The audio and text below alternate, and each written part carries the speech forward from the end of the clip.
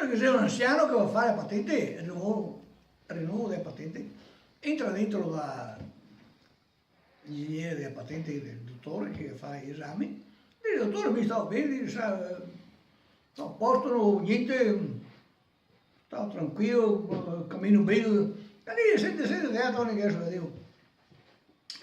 E allora dice, vedevo Tony qua che dico, però dice, te vedi qualche ombretta?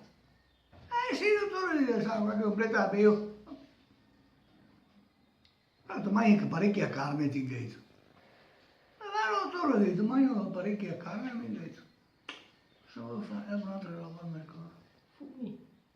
Fumi. Però fumi era Tony, ho detto.